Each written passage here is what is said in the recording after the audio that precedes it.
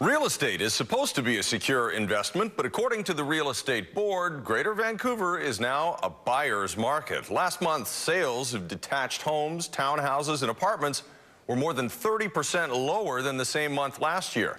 September sales were also well below historical averages in the Greater Vancouver market. And although prices aren't falling at the same pace, people trying to sell their homes are learning it takes patience.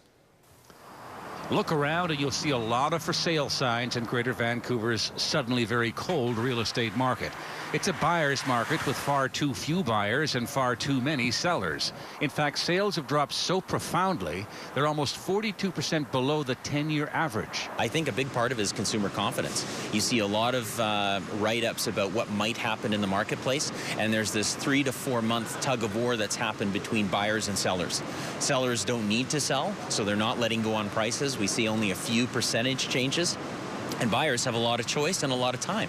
So there's no urgency. And so we're seeing this sort of depression of the activity, but there's absolutely no change in the prices, and the prices have been quite resilient.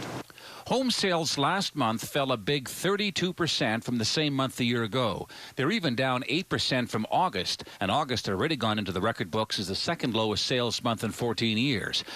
Part of the downturn is driven by Ottawa's changes to mortgage rules that came into effect on July 9th. Well, if you're changing the amortization timeframes from 30 years to 25 years, those people that don't have that larger down payment are now taken out of the market, having to save longer, get help from other places, funds, parents, whatever is happening. And so when you start taking out the first-time home buyer or the entry-level first-time home buyer, that prevents the next person from moving up and so on and so on. Yes, while sales have been dropping, the same can't be said about prices, at least not to the same extent. Benchmark prices for a detached home throughout the Lower Mainland actually climbed, but only by half a percentage point. Townhouse prices dropped 2.7%, and apartments were down 0.7%. And if you look at the 5-year trend, you can see real estate prices in Metro Vancouver peaked in May this year and are now headed lower. When you look at our history, we can go back to 1960 when we were 13,000, now we're at 1 million. But we didn't get there in a straight line. We had some dips and valleys, and I think we're in for a bit of a dip.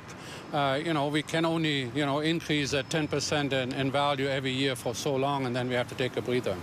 To put it simply, only 6 months ago, for every 100 properties on the market, 19 would sell in a reasonable time frame.